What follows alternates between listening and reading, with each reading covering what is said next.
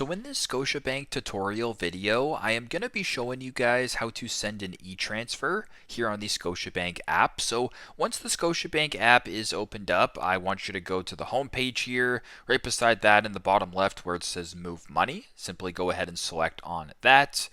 Then once you're here, you can go to where it says Payments and Transfers, and the third option down is Interac e-transfer, transfer money received in 30 minutes or less. Go ahead and select that.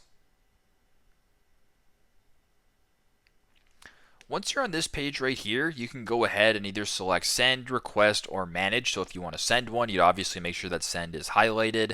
You can select your account. So if I wanted to select it from my checking account, this is the account that the money will be getting drawn from. And where it says to, you can select a contact. So you can search up, one of your contacts. You can add a contact, whatever it is.